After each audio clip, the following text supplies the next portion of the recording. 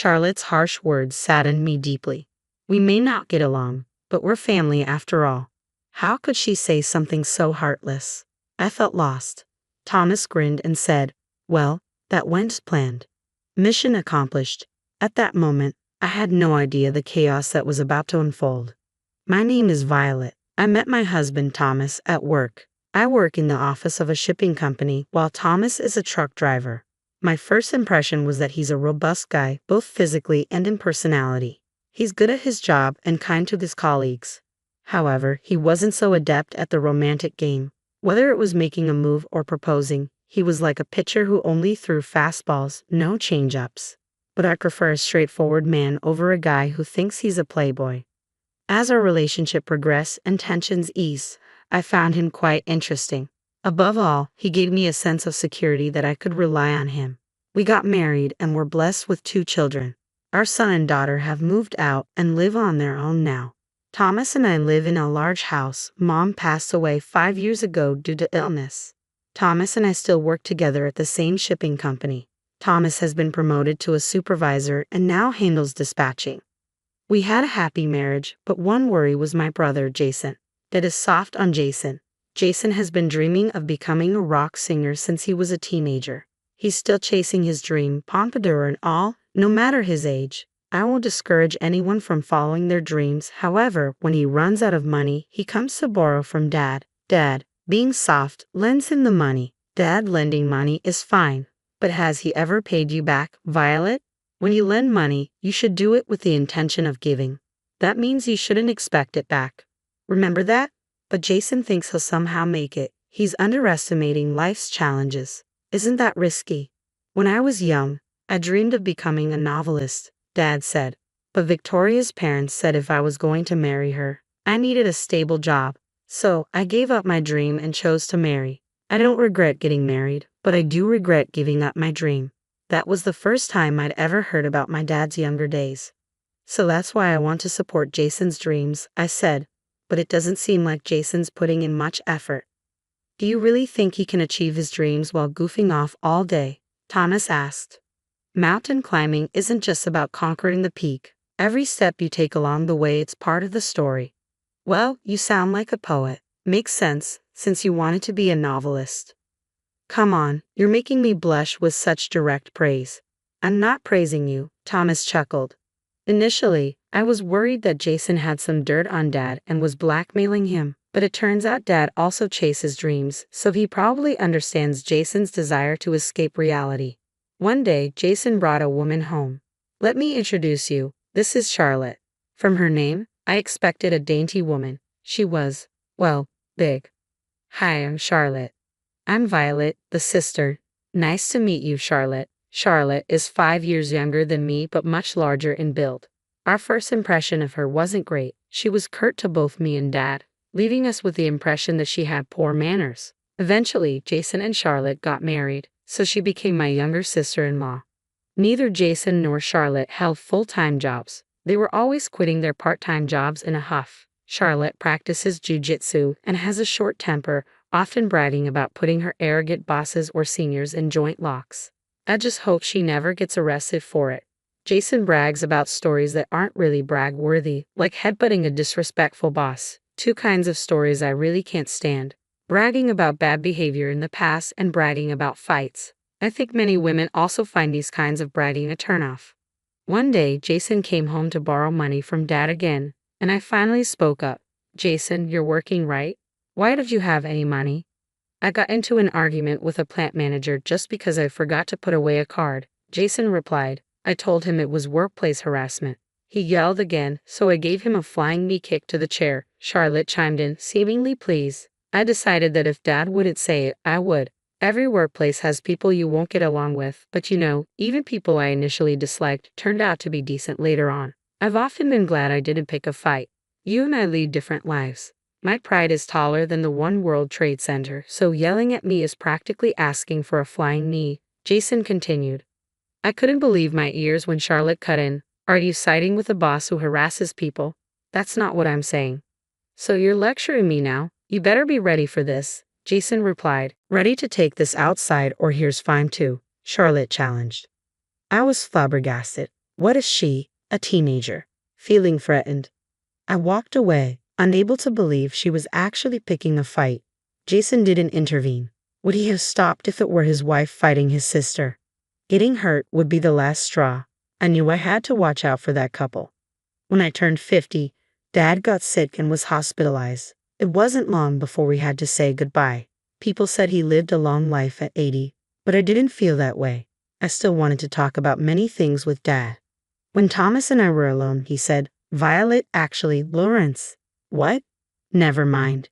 Just tell me later." Before much time had passed since the funeral, Charlotte approached me. "Did Lawrence leave a will?" "A will? Probably not. He was hospitalized so suddenly. And if there's no will, then the inheritance." "You're already talking about inheritance. I guess you're not even sad." "How dare you? Want me to put you in the hospital? Try me." I raised my voice. Charlotte grabbed my arm in anger. I was taken aback but didn't want to apologize. "Should we call the police?" "What are you doing? You made me sound like a monster for bringing up the inheritance, so I thought I'd teach you a life lesson with an arm lock." "You're the one who's wrong, Violet. Enough. Don't yell. What are we going to do about the inheritance?"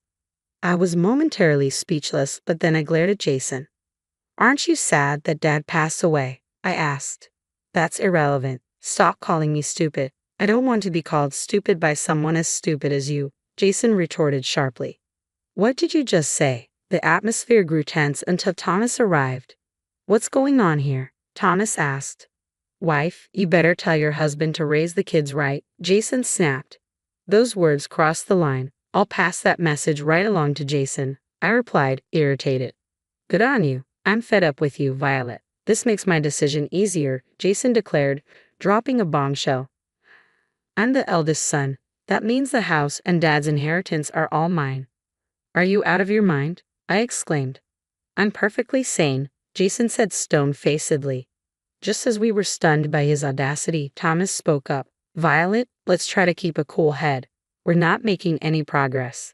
"Fine," I said, frustrated. We sat down at the table to hash it out. "The inheritance is all mine and Charlotte's." "Violet, I want you to give up your claim," Jason insisted. "That's ridiculous. Our dad isn't rich. If we split it between two households, there won't be much left," I argued. "There's only two of Dad's children, me and Jason, so it should be divided between us," Charlotte chimed in. But Jason scowled. "Look, Violet, you and Thomas both have jobs and are doing fine. I'm the one pursuing my dreams, so I'm the one who needs the money." "Why don't you get a job, Jason?" I retorted. "Let me finish. Living in the house means no rent, and with the inheritance, I can take on the world. Dad was cheering for me, you know. The best way to honor him is to play Carnegie Hall." "You can't even pack the local park," Phil interjected. "What if I do, Phil? Carnegie Hall. Will you put your money where your mouth is?" Jason challenged. "What are you talking about?" I seriously considered calling the police. I interjected. "Thomas, what do you say? Can you give in?" Jason turned to my husband. "I cannot," Thomas replied calmly. Jason then asked, "So you're asking Violet to relinquish her claim?" "Yes, and you're okay with that, Jason?" I responded, incredulous. "What are you talking about?" "Of course it's not okay," Jason said. At that point, Charlotte glared at me. "Shut up. You've been yapping like a puppy this whole time. Such words should not be tolerated." I glared back at her, incensed. "Is it cute to yap like a puppy only until you're in your 20s? Stop pretending to be a young girl. It's embarrassing for a 50-year-old hack." "Take that back. I won't tolerate insults," Charlotte snapped. "Thomas, wasn't it you who should have set her straight? What do you useless couple you are?" Jason added fuel to the fire. At this point, I couldn't keep quiet. "If you were as big as a hippo, I'd have slapped you a long time ago." Charlotte looked momentarily dumbfounded, then turned to Jason. "Did your sister just call me a hippo?" "Violet, apologize while you still can," Jason demanded. "I'll apologize when Charlotte does." "Enough, both of you," Thomas intervened. "Violet, calm down." "Fine, let's proceed with the disinheritance," Jason declared. I looked at Thomas with wide eyes, searching for reassurance, but something in his gaze told me he had a plan. Why else would he agree to such an unreasonable demand? I had no choice but to trust Thomas. "So, Jason, just to confirm, you're fine with Violet being disinherited?" Thomas asked calmly. "I've been saying that. Stop making me repeat myself. It's annoying, Jason replied irritably. What an infuriating couple. A wife who acts younger than she is and a husband who thinks he's smart, but is actually dumb, Charlotte sneered. Leave the money and move out already, Jason demanded. Charlotte's harsh words saddened me. Aren't we still family despite our differences? How could she say such merciless things? Why should we be the ones to leave? I couldn't agree to this. We'll find a new place soon, but we have belongings. Please give us a bit more time, I pleaded. If you take too long, I'll throw everything outside, Charlotte threatened. Try it, and I'll call the police. Think I'll be scared if you mention the police? I'm not afraid. Call the Marines if you want to arrest me, I retorted, unable to contain my anger. I stepped outside, pondering if Dad bore some responsibility. Thomas smiled knowingly at my confusion. It worked. Our plan was a success, he said, reflecting on these moments that made him thankful for our savings. With savings, you don't need to borrow money. Even with zero debt, there are substantial monthly expenses: rent, utilities, food, taxes. Taking on more debt would naturally make things tougher, Thomas explained. I've always made it a point to avoid loans, pay in full for what I buy, and save a bit each month. Years of this effort mean we won't be in a bind when emergencies happen. Maybe Jason set a bad example. He lives impulsively and turns to Dad when he's out of money. It was one thing when Dad was working, but he had no problem borrowing even after Dad retired, I added. I always tell our kids how important it is to save so they don't end up like that. Thomas and I settled into our new condo after finishing unpacking. Thomas broached the topic cautiously. Let's consult a lawyer first, to initiate the renunciation of inheritance. Are we really giving it up? He asked. That's when Thomas finally disclosed what he had almost mentioned before. While playing chess with Lawrence, he quietly mentioned that he lost all his savings and is in debt, Thomas revealed. What? Because of Jason? I gasped, shocked. Yes, that made them even more unforgivable. Maybe that couple also shortened Dad's life, Thomas conjectured. You're not entirely right, but you're close, Thomas continued, surprising me with another revelation. Charlotte had yelled loudly at Dad and pushed him with both hands from behind. It wasn't just a one-time prank. It happened multiple times. Dad started fearing it was an attempt to induce a heart attack and couldn't say anything when Jason came to borrow money. I never thought they'd go that far. In other words, Lawrence had much more debt than assets. Do you get what I'm saying? Yes, now I understand. Inheritors receive not just assets but also debt. If the debt exceeds the assets, you can renounce the inheritance. Let's ask the lawyer. That's the best course. We consulted a lawyer and successfully renounced the inheritance. Just as I suspected, Jason and his wife barged into our new condo. Violet, you set us up, didn't you? Jason accused. Set you up? What are you talking about? I replied, playing dumb. Don't play dumb. There's no inheritance from Dad, just debt. You knew, didn't you? He snapped. I had no idea. This won't end with just an arm lock. Be ready for a chokehold, I threatened, pulling out my mobile phone. Hello, is this the police? I began, but Charlotte grabbed my phone and shut it off. Violet, how are you going to take responsibility for this? She challenged. That's when Thomas stepped in. Jason, I recall asking you multiple times if it's okay to relinquish the inheritance, right? So you knew it was drowning in debt, didn't you? I had no idea, Jason muttered. Whenever Jason needed money, Lawrence would lend it without a second thought. He gave out big amounts like it was nothing. I assumed Lawrence must be well off, I explained. Jason was at a loss for words, but Charlotte interjected. Nice try, but you're not weaseling your way out of this. We inherited those debts. You two need to do something about it. What responsibility are you talking about? My spouse and I are not responsible for any of this, I retorted. Hey, are you going to do something about this or not? Threats won't work on me, Charlotte challenged. Or should we lay it all out for a third party? I'll share every detail of what happened to Jason. Are you okay with that? How would I know that Dad went into debt just to give Jason money? If I knew, I would have stopped it. Do you even realize you shortened Dad's life? Jason finally responded. Unable to respond further, Jason stayed silent, but Charlotte remained defiant. If you're going to say that, are you okay with both of you ending up in the hospital? Enough of this nonsense. If you lay a hand on me or coerce me, it's jail time, I warned Charlotte. Your threats don't work on me. You're 45 and talking like some high school delinquent. Charlotte smirked and glanced back at Thomas. Wait, were those lines aimed at me? Right after saying it, you coerced me. Coercion is a serious crime, you know. You won't get probation, idiot. Are you a judge now? It's complex to decide whether probation applies in any crime. Don't talk nonsense when you know nothing, I fired back. Seeing Charlotte's anger intensify, Thomas turned to Jason. Jason, are you okay with this? Charlotte, just shut up for a second, Jason finally said, clearly feeling the tension rise. Excuse me, who are you telling to shut up? Charlotte snapped back, her menacing glare now palpable with danger. I said, if you want to fight, do it outside. I won't allow it in my house. Let's calm down for now. As Jason stepped out into the hallway, Charlotte followed. I quickly closed the door and locked it. Their arguing voices echoed, but I was more worried about causing a disturbance in the neighborhood. Did you just tell me to shut up? What are you going to do if I call the police? Charlotte threatened. Don't worry, I'll call an ambulance in a minute, I replied calmly.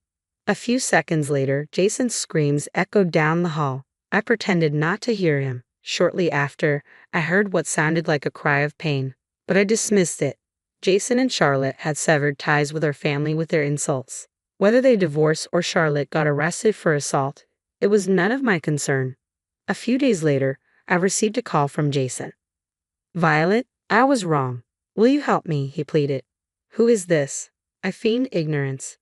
Don't be like that. We're siblings, right? He continued, his voice strained. I couldn't help but feel it was too late. It turned out Jason was in the hospital. Apparently, Charlotte had broken his arm. It felt surreal, almost like something out of a comic book. Ever heard the term you reap what you sow? I'm genuinely sorry. Could you cut me some slack? I can't afford the hospital bills, Jason begged. That's unfortunate, I replied coldly. No matter how much he pleaded, I kept my distance. Jason seemed speechless after my harsh words. Switching the call to Thomas, I ended it abruptly. Don't call him by his first name. We're no longer family, I asserted before hanging up. Thomas and I did go to the hospital, but not to visit. It was better to settle it face to face. Jason pleaded politely, please help me. Debt collectors have come to the hospital's first floor. The nurse told me I'm scared to death. Thomas looked stern. After the insults you and your spouse hurled, it's only natural for us to cut ties.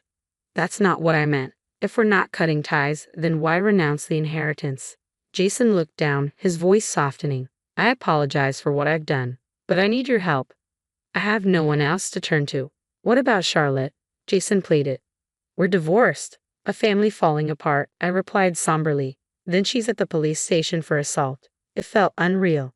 You repeatedly called my wife an idiot. If I had called Charlotte that, you'd never forgive me, Jason said, troubled. People who spew hate often don't remember what they've said, but those on the receiving end don't forget. I have a good memory. I remember every word you two have said. I've heard it from Charlotte as well, Thomas interjected calmly. The wife should be properly disciplined by the husband, Jason attempted to justify. What does that even mean? Explain it to me, Thomas pressed on logically. What did Charlotte mean when she said a wife should lay down her body? Is that even something you should say to a woman? Jason seemed to have forgotten not just his own comments but also those made by Charlotte. Yelling like a little puppy, that's a clear insult. As for my dear wife, you called her a young one-ape or a 50-year-old hack. Don't repeat it. Sorry, Jason muttered. Thomas didn't let up. You said it to me as well when I asked repeatedly if I should disclaim my inheritance. You told me to stop making you repeat yourself because it's annoying. It's too late for any excuses now. Jason lowered his head on the hospital bed, looking crestfallen. I'm really sorry. Can you please find it in your heart to forgive me? No way. Charlotte called my wife an old hag, and you insulted me by saying I'm not mentally sharp. By the way, what does not mentally sharp mean? Explain it to me, Thomas demanded, glaring at the trembling Jason. Jason's eyes widened with a terrified look. If I weren't in a hospital, I'd be yelling right now. Let's just cut ties off completely, Thomas declared firmly. You're the one who said to leave the money and move out quickly, I added, supporting Thomas's decision.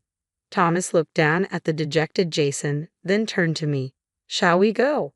Yes, I nodded. After all was said, I thought Thomas might end up offering financial help out of a sense of divine mercy, but he stood his ground. As we left the hospital, a smile crossed my face. I saw your scary side today. There's nothing like that. Be kind to me, okay? Thomas replied with a gentle smile. Of course, I said softly. The storm has passed. From now on, I hope for peaceful days basking in the warmth of spring sunlight.